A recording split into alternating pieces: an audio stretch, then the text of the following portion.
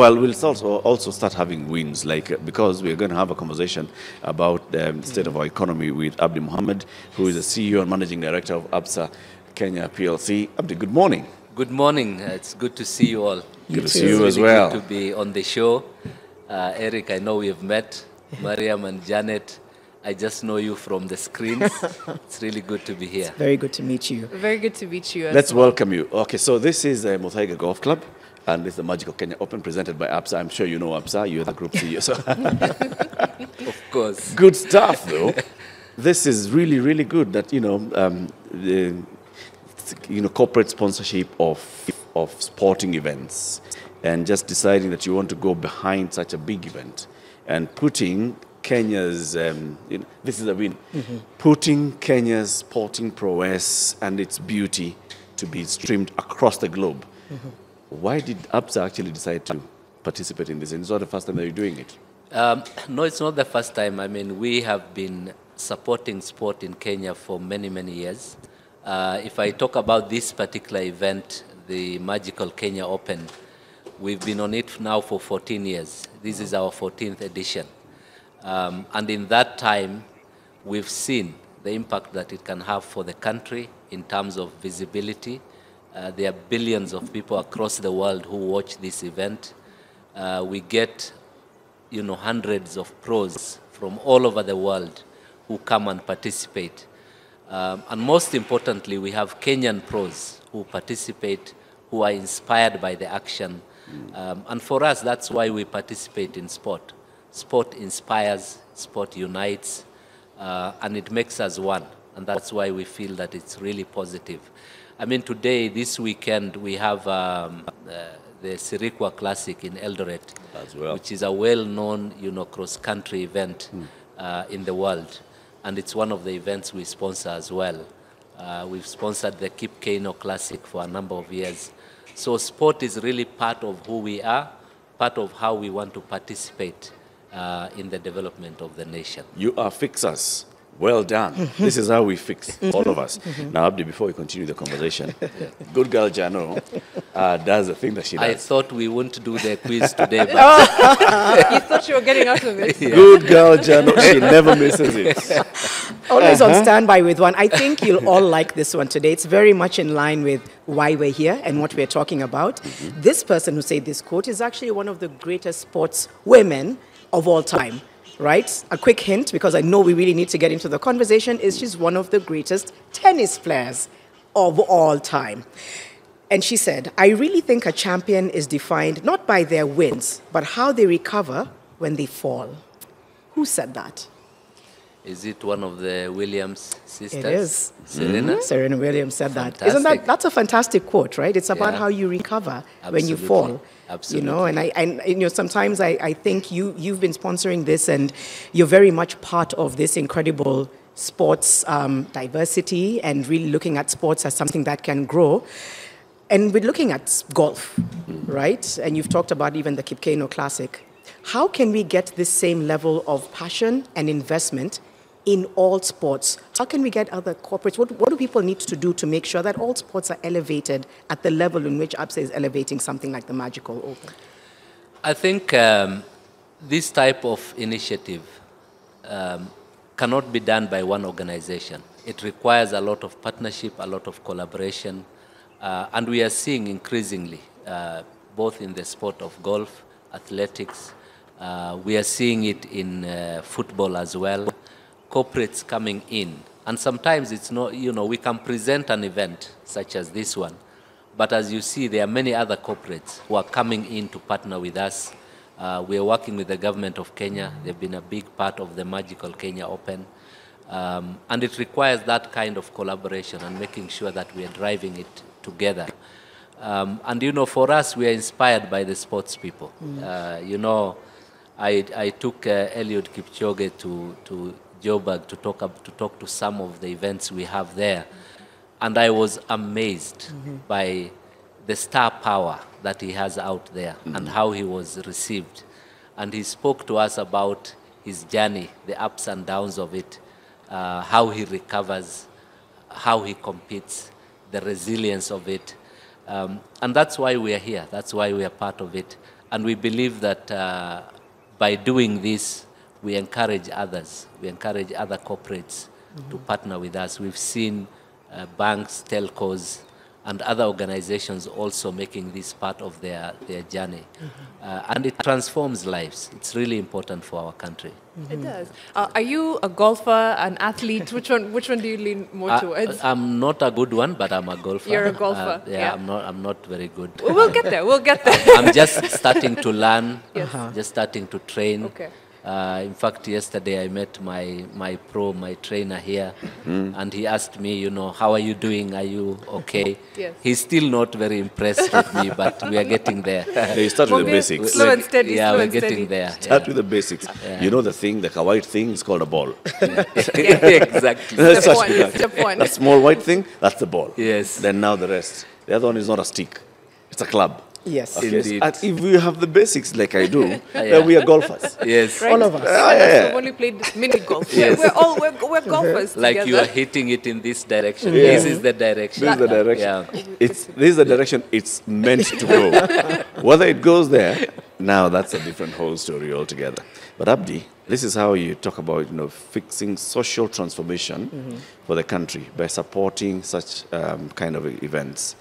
Let's talk about the economic transformation and the financial services sector and what institutions such as yours ought to do. Yeah. Now, you know very well, even from your own customers, I mean, it's things about the amount of money that we have that then is left to even do extras is dwindling. Yeah. And there's a lot that has to be done. And because you straddle that space, then there's a lot that's expected of financial institutions such as yours. Yeah. From your own strategy as a bank, as Absa, Yeah. what is your role in making sure that then you're helping in the economic transformation of the country? Yeah, I think even before you come to banking, private sector in general is an indicator of a country's level of development. So if you take the total private sector contribution to GDP and you say what percentage is it, the higher that percentage is generally is a good indicator for economic development. So today Kenya's private sector is about half of GDP. In the 90s, it was 13% of GDP. And you want that figure to be going up. If you look at countries such as the US and other developed economies, that number goes into the 80s. So private sector has such a big role to play in economic development. And banking is the life of it. We do intermediation, ensuring that there is funding and opportunities for growth. But increasingly, we are going also beyond that into sustainability and ensuring that you're not just growing your own organization, you are growing it sustainably in a way that wins for the economy as well. That's why you see us in this space. It's not just the sport. When the Magical Kenya Open happens, there are hundreds of small businesses. The people doing this setup that we have here. Yesterday we had a musical group from Ongata Rongai called the Mozart Group. Very small business that is trying to be part of this big event. So it's about saying, as we do what we do as corporates, how do we ensure that it's sustainable for the economy as well?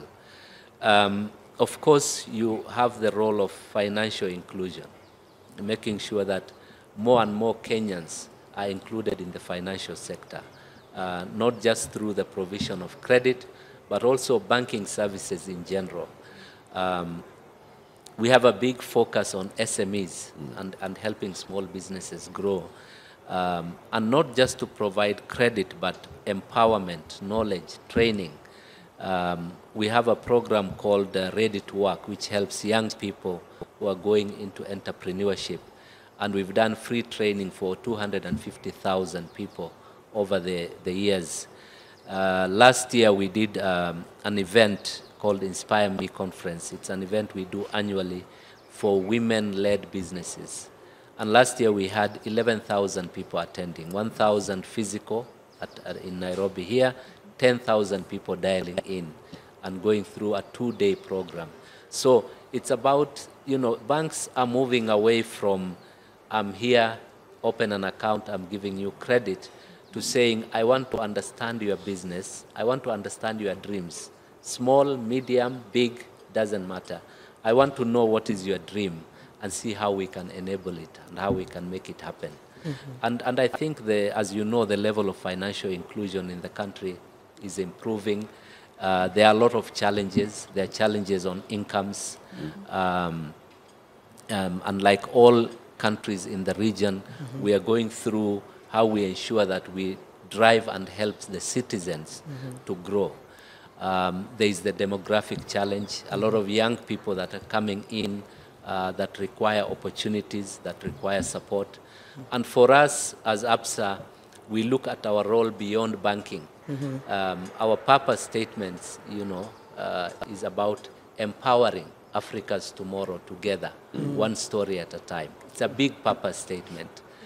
Sometimes we fall short, but we work on it and we continue to see how we support and inspire young people. I wanted to ask from a banking perspective, you've been a banker a long time, and at Absa as well a long time. 31 years, yes. Sorry, 31 years. It's quite a long time. Yeah. But we're going through some very difficult economic times, and sometimes people look at the numbers from banks and they're like, oh my gosh, record profits on your end, but very little, movement on mine. Yeah. What is the role of banking in not just financial inclusion, but yes, in overall economic health, and how can we do that, even as we're trying to make sure that as Absa we grow, as Bank X we grow? I think a strong and stable financial sector is the lifeline of any economy. It's important that we have a strong banking sector. But in terms of the wider role, the big one, of course, as we know, is financing and intermediation, providing businesses with the opportunity to grow. Any entrepreneur out there, the moment they have an opportunity, the moment they have an idea, the next person they think about is a banker or a financier of sorts. And how you make that happen is quite important. There are a lot of amazing stories of ideas that we engaged for the first time on a piece of paper. I want to open a hospital. I want to start a training school. And you go through that journey with the client to a point where you actually visit the hospital in place, treating people. And that is the power of banking. It's about enabling dreams and making them happen. But in addition to that, as you know, the banking sector in Kenya is one of the biggest employers. We had an event in KICC a few months ago, which His Excellency attended. And one of the things we presented is our contribution as a sector to the tax revenues in the economy. We play a big role in financial inclusion. Banks are now doing a lot of work on sustainability and helping. And for us, as part of our foundation, one of the things we are really focusing on is the youth, the young population. Many of them come out of the university and have this junction. Do I go to work? Do I look for work? Do I start my own enterprise? And helping them through that step is one of the big focus areas of our foundation. And you'll see, we might even bring them to your show. They are amazing stories. And I think young people are doing incredible stuff out there. And for us, it's to say, how do we bring the bank into that picture? And how do we become part of that story? And how do we enable, these dreams? So we see banking as much bigger than the traditional role that banks played in the past. So that passion of, that great combination of doing well but doing good, which I think we'll talk about a little later on with you. But just coming back to this platform and this tournament, how does Absa then leverage on customer experience and engaging, especially because there's going to be so many international visitors? How does it become a place for business growth and customer engagement? No, this is a very good point. There is the magical Kenya Open. It's an amazing couple of days of professional golf, and everybody enjoys it. Yesterday I was here in the evening, and one of the things we were doing is client events for our corporate business banking customers. Later this evening, we will have our consumer banking team launching the prestige, what we call the prestige banking proposition, talking to our customers. So there is a great deal of fun, but it's also an opportunity to connect with customers, understand their stories, build relationships, and we get both clients of Absa and people who will be clients coming in as well. And we use this opportunity to engage and build relationships, but also talk to customers about what we have. And you know, the discussion this evening around prestige and the key initiatives that we are landing there is a very important part of it. And you know, we enjoy the company. A lot of times people come in. There are people who text me around this time for tickets and things like that, saying, you know, February to February. I say, where were you? Yeah. You've brought up prestige. What is that? I mean, it sounds prestigious. So you're launching prestige banking. I think that's the point. Absa. Yes. What is it? So it's about looking at every customer where they are and engaging them. As I was talking about earlier, we have this SME proposition, and it's focused on small and medium enterprises. So prestige is for your professional, affluent, aspiring customer. They want service that is top-notch. They want to engage with the bank in a way that is closer, meet their own relationship managers, engage on a day-to-day basis. They want their stuff done quickly. They want great digital propositions. And so it's a specific part of what we do in consumer banking. And while the bank overall is well digitized, provides excellent service across the board, Prestige is a very unique proposition that is targeted at this population. And you know, it's generating a lot of interest. Does one become an automatic Prestige member, or are you migrating those that already meet the basic criteria? Or do they have to apply? There is a criteria, there is a conversation, and you join. It's an invite, and you join. So it's one of those propositions that exists for customers, both on application as well as on invitation. You meet certain requirements, certain criteria, and you join, yeah. We're going to be going to a break shortly, but before we do that, I just want to ask this question about people's perception with banking. So you're focused on financial inclusion. Yeah. And of course, one of the things that people, those that have been unbanked, have been having a different perception about banking. What needs to happen so that people can actually feel that a bank is not an enemy? Or a bank is not just a place where I go, I put my money, and if I have to withdraw my money, I've got to explain why I'm withdrawing my own money. Right. Yeah. If I'm coming to deposit money, I have to explain where I've gotten this money from. And if I borrow some money and I delay in payment, we can have a conversation. Got it. What needs to happen across the sector so that people can now have a closer and more intimate relationship with banking? I think there are broad things happening in that space. One of the big changes is digitization and technology. It's democratizing banking. It's allowing banking services to be available across the board at a cost that is far better than we have achieved in the past. So when I started my banking career, there was no digital capability. Bank customers had to visit a bank branch. People felt that that is for those who have money, etc. But today we have propositions that are digitally delivered, right from the youth and the young people, all the way to pensioners. And we are building propositions and solutions for each of those populations. So the idea is to demystify banking, to ensure that people know what is available, to ensure that as bankers, we are a lot more accessible. We are visible in front of our customers. For me, in Absa, one of the things we've really done is get out there and meet, especially the small and medium business enterprises. When we started our agency banking mid last year, we did our launch out there in the markets. We met customers. And we saw amazing businesses out there, small businesses, people making the effort. And you know, for us, we get inspired by that. We get inspired by our customers and what they do and how they carry out their journey on a day-to-day basis. So as you fix the nation, I hope you can talk to some of them. There are Kenyans out there doing amazing stuff.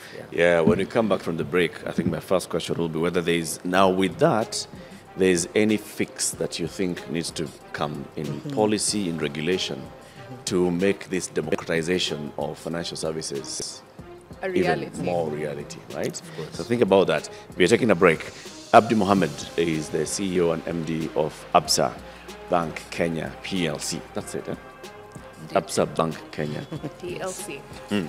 We are here at the Magical Kenya Open at Muthaiga Golf Club. Magical Kenya Open is presented by Absa. We've been at it for very many years. Many golfers from across the globe have converged at the Muthaiga Golf Club for this year's edition.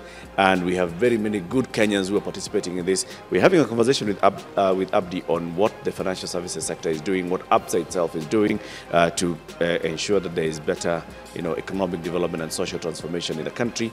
What needs to happen? What kind of fix would you like to see coming from, the sector itself, from the government, from policy, from regulations? Back shortly. This is Fixing the Nation, one conversation at a time. Yes. Yeah. So this is what I've we're been doing. trying to see them. Fixing the Nation is for everybody who is, and every living being and every non-living being that's in this country. One of the living beings, and is also very, very influential and playing a critical role in this, is Abdi Mohamed, who is the CEO and MD of Absa Kenya. And Absa Kenya is presenting the Magical Kenya Open again this year at the Muthaiga Golf Club, which is where we are. Just before we took the break, Abdi, we had talked about you telling us what kind of fixes you need. But before that, there's also, let's say, some feedback as well. Janet, the people who are watching and they're saying yes. Yes, sir. They're watching on YouTube. First of all, I love shows like this when we're on location and you're just taking all the natural sights and sounds, the lawnmower, the ducks, us here. It adds something, I think, It's to the organic program. TV. Organic TV, Yeah. and we're excited to be doing it today. We have Jermaine Jackson, that's actually his name. That's hilarious. And just saying we need to really fix issues around foreign affairs. Felix Kisengo says, we're loving your show with you every morning. We appreciate you being with us every morning. Remember to talk to us on YouTube, X, TikTok, Facebook, all our platforms. Engage in this conversation. It's such a critical conversation today on golf, on how we can scale sort of like participation and sponsorship around our sports, how we can invest in our sports even more because we're such a sports-rich country. And we're having that conversation now and for the rest of the show. That's right. And I want to pick something that Star Kenya had said on YouTube, actually, because it's something I want to talk to Abdi about. He says Abdi is one of the few business leaders in Kenya who is accessible, responds to emails, and that's really good feedback to hear. He's also saying the bank could do a bit more on the youth, though, in terms of getting money in youth pockets, not just training. But overall, Absa is one of the banks on a great trajectory. So to your point, we were just speaking during the break about financial inclusion for young people, and sometimes it seems out of reach, and it's like it's expensive. Cost of credit can be expensive or prohibitive, and it's like, okay, how do I grow my business? How do I grow my personal finances as a young person without feeling that I've been, locked out or kept out? No, that's amazing. And talking of responding, this week I got an email from a second-year student in Strathmore who is doing some app, and he wrote to me on my Gmail. And I replied to him, and we are meeting. And I think he has appeared on one of your shows. He said that app has been featured on NTV as well. It's good to respond. It's good to understand what's going on. And it's something as an organization that we take very seriously. With regards to the youth, we look at the youth both from a perspective of our own employees. A big chunk of our own employees are the youth, the Gen Zs. The customer base is also changing. We're moving from a bank that was banking your more senior, more affluent population to engaging the youth, right from the university, all the way through their entrepreneurship, figuring out the job market and supporting them through that as well. And I think as a corporate organization, as a private sector, how we engage with that age group is going to be very, very important. It's a great reservoir of talent, ideas, and for us in Absa, we have quite a number of initiatives in the bank. We have what we call the Young Leaders Council, which consists of people below the age of 30. They meet our board, they meet our top executive team, including myself. They challenge us a lot.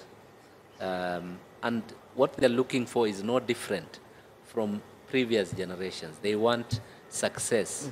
They want to improve their lives. They want to be listened to. They engage, and they are very open about their thoughts and their ideas. And we engage them, and we use that talent and that power to drive the organization, forward. There's an initiative I have, which is a personal initiative called the Leadership Square, where I have about, I think, 30 or so young people that I meet every month. And we just have an open conversation. I invite guests who come and talk to them. We talk about what's going on, how they're dealing with challenges.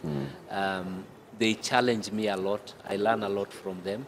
But I also share what I can with them. And we have an open conversation. And we feel that the engagement with the youth from a corporate perspective needs to be, enhanced. From a product perspective, there is quite a number of solutions that we already have in Absa, but we are working on a few more that are just down the road as well. This is a population that consumes its banking very differently from the way we did. They want it real time, they want it immediate, they want it mostly tailor-made as well. Tailor-made. Accessible. There are solutions that are going to be digital only, available nowhere else, and that is what that population requires. So it's about how you engage, how you understand the story, and how you support them to achieve that story. They're not very different. And they're looking for inspiration. They're looking for role models. They're big on values. They're big on work ethic. They're big on justice. And the idea is, how do we as leaders in the private sector enable that talent and enable it to happen for the organization? So it's a big asset. And for me as a leader, I spend a lot of time on that.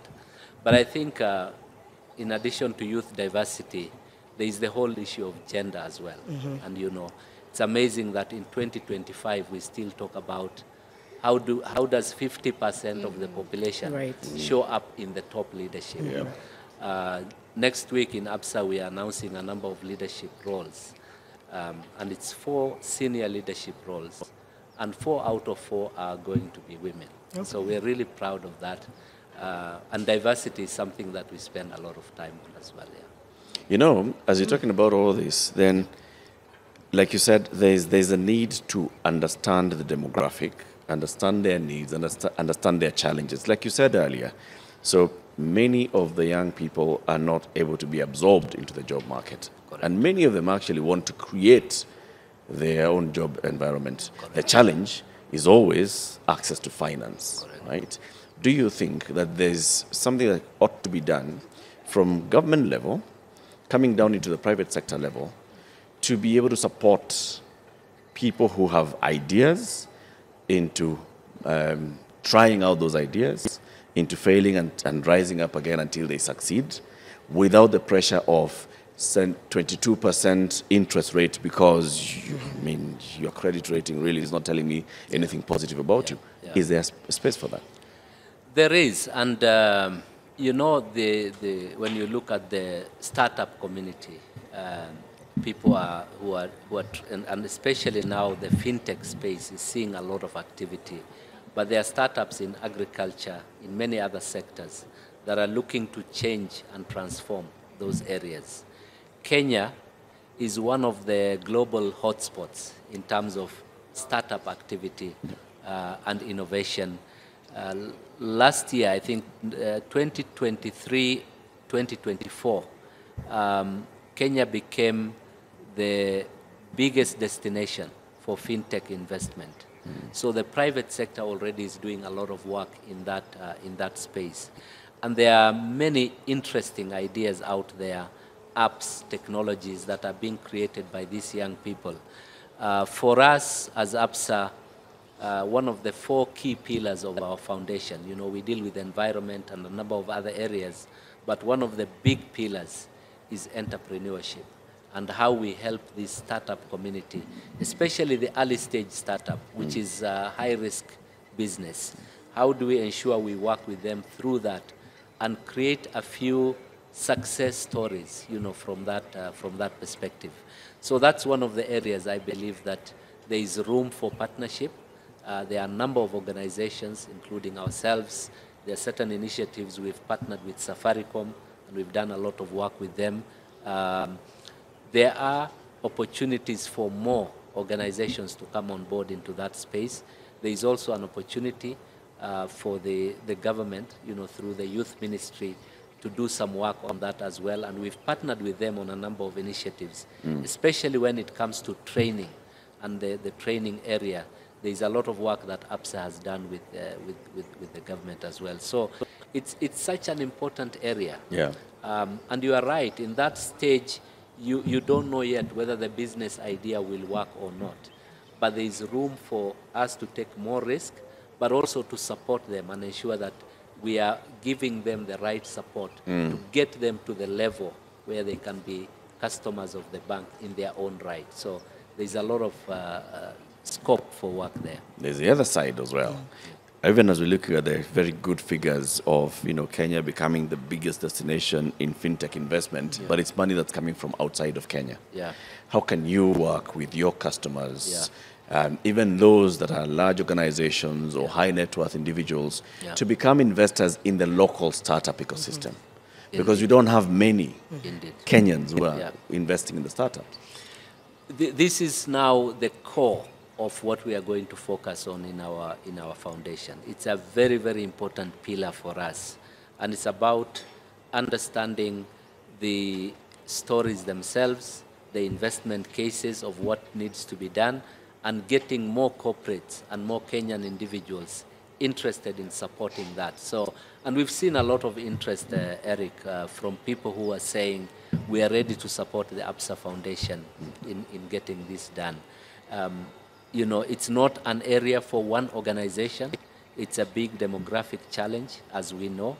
But I think the more corporates and the more organizations come on board, the more we can dent the issue and give young people an opportunity to grow themselves. I was curious about if you have, and this might be premature to ask, but any thoughts on Absa's sort of like future partnership with the Kenya Open? Are you thinking expansion, continuation? What are your thoughts when you're looking ahead? Yeah, I think Magical Kenya Open is one of the sponsorships that we've had for quite a number of years. It's part of our bigger commitment to sport. Our commitment to sport is long-term in Kenya. Some aspects of it might change, the shape of some of it might change, but the commitment will be there because sport is such a big part of Kenya. It's hard to think of brand Kenya without thinking of athletics. When you look at the big names that win global championships in athletics, they represent us so well as a country. And for us, we want our brand to be part of that story, to enable that story. So sport will be a big part of ours, and Magical Kenya is one of the premier events in the country. We hope to continue partnering with them. We've done it non-stop for 14 years, and we hope to continue the journey together. Someone will ask, why do you put in money into these sporting events? What's in it for you? I mean, you're a bank. Your shareholders are looking at the bottom line. They want a return. So why are you putting money in sports? Eric, increasingly, shareholders globally are looking at sustainable performance. They're looking at performance that is embedded with the overall growth of the society. They want to see long-term shareholder return. Long-term shareholder return doesn't come from getting quick profit. It comes from being embedded in the community in which you do business, being a force for good within that community, and ensuring that as you win, as you grow your company, your customers, your stakeholders, and everybody else is growing with you. So for us, seeing Kenya grow, seeing Kenya develop, seeing Kenya transform is an integral part of who we are as an organization. And as you may know, we've been around in this country since 1916, when Barclays first opened here. That is through 2 world wars, through the Great Depression, through Kenya's independence struggle, through 5 presidencies. And when you run an organization that old, that historical, you have to wear a long lens. You can't think about business in quarters, quarter 1, 2, 3. You have to think about it long term. And so our participation in sustainability is part of that story. It's part of that history that we share with Kenya. Right. Speaking of looking into the future and the present, banking is changing, but everything is changing, right? Whether it's artificial intelligence, whether it's cryptocurrency, shifting sort of global financial markets. When you look at the future of banking, what is one thing that gives you, a lot of hope, inspiration that, you're looking forward to? Also, one thing that scares you about the potential future of banking? Well, when you look at banking, like you look at any other industry, including your own industry, I think that technology and the transformation in technology, the emergence of AI as a factor, I saw you guys were discussing a story earlier, is both a great opportunity and also something that you have to deal with as part of the growth. In the early parts of banking, you had to be present on the high street in every location for you to matter. Today, there are banks globally that have no single branch and that operate, issue cards, do all the things that a bank does. And so through digitization. And so that presents an opportunity for more financial inclusion, for banks to reach more people, for banks to scale up. So technology and tech is a big part of it. The demographic change, the customer of banking is changing. That's an opportunity as well, and we have to make sure that we are moving along with the change. We are seeing increasingly switched on support from regulators and people that we work with. And in Kenya, we are fortunate in that regard to have a regulator that works with the industry in partnership and that, allows us to innovate and to drive new products for customers. And that normally is a big part of banking and what you do. So when you look into the future, lots of opportunity, lots of, potential change and transformation, but also a lot to watch out for. Cyber and cybercrime is becoming a big issue for the industry. We spend a lot of time, a lot of investment, ensuring that our customers are protected. So, there's both things to watch out for and risks to deal with, but there's a lot of opportunity as well. That's what running a bank is all about. Running a bank, but also a measured approach. I'm hearing him talk, and I think the combination of resilience, when he mentioned that historical timeline, I'm like, to withstand all that, it speaks to resilience, but I think you also seem to have a very measured approach and very on the ground, and I think that speaks to perhaps why there's quite diversification in the organization. I'm just reflecting on it. No, it's true. I think, like you said, you can't run something that's been around for 100 years thinking of tomorrow, also, or thinking of the immediate impact or reacting too quickly, right? Which I'll ask you as a off-the-cuff question. Are there banking trends or trends in general that you've seen people hop onto, but that you've specifically stayed away from for one reason or the other? Because either you're looking long-term and you're like, this may not be a factor, or you're just like, this is not for us, it's not for our customer. It's not our DNA. I think for us, the idea of just product push on a customer that could endanger them, that could have issues for them, especially with regards to credit-related products, is something we do in a very measured way. We believe in providing knowledge and empowerment to customers, ensuring that you don't overcommit the customer, ensuring that as we support a customer, even our big business customers, there are proposals that come on which we advise and say, I think you are overcommitting here. And so in that sense, we're quite conservative because we believe that long-term success comes from being measured as well. But at the same time, innovation, as it is today, requires speed and agility. And some of the things we have done in Absa over the last few years have actually been quite agile, quite fast, and ensuring that we are delivering for the market. So it's the balance between there's always that tension, and we have that conversation all the time with my leadership team. Yeah. So the fixing question, right? From where you sit, and I know you have these conversations all the time, they welcome you to sit at the table and have the conversations. What kind of policy proposals do you have now on the table?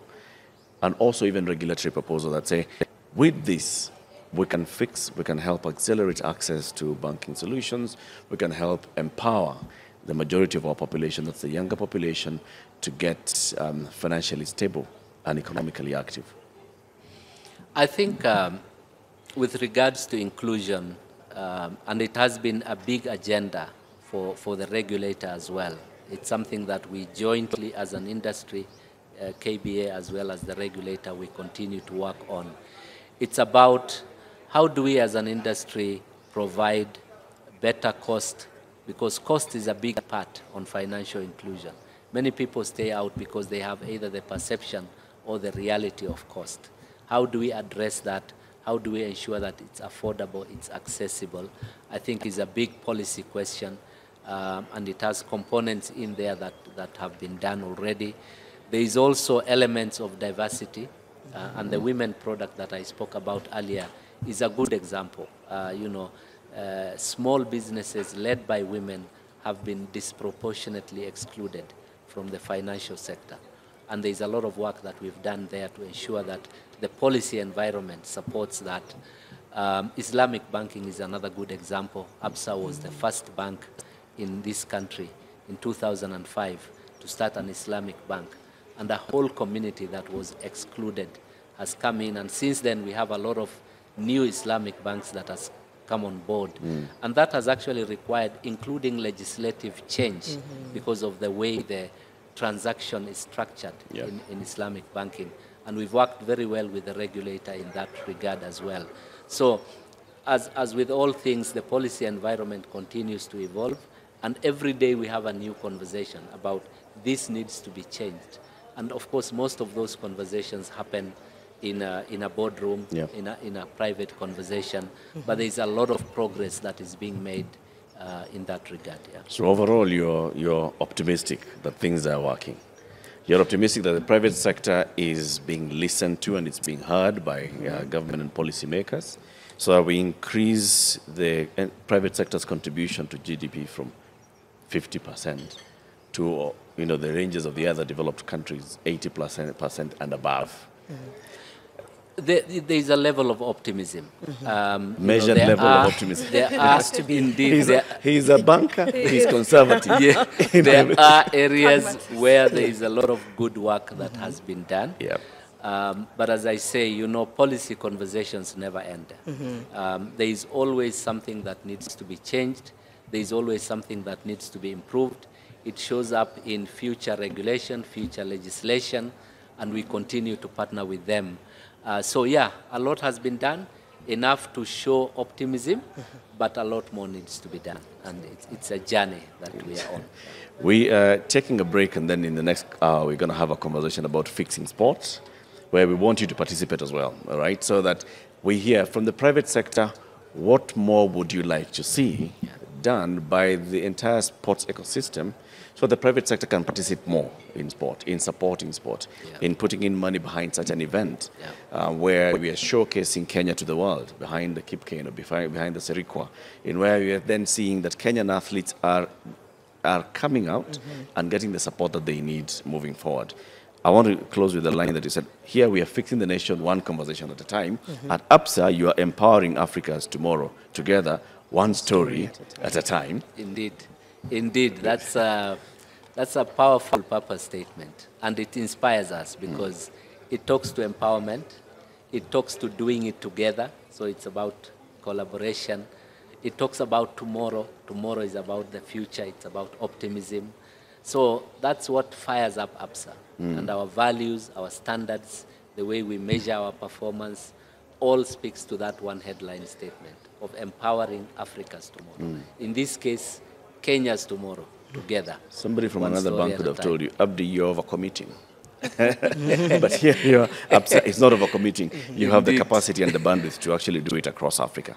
So Abdi Mohamed is the Group MD and CEO at Absa Bank Kenya. Remember, we are at the Magical Kenya Open presented by Absa. The Magical Kenya Open is taking place this week at the Muthaiga Golf Club, and that's where we are. You've been seeing this, and our next hour, the conversation then expands. It's Mike Kwa Ground, and in Mike Kwa Ground, what we say is we want citizens to engage on how we can create a fix. We are going to have a fix on sport.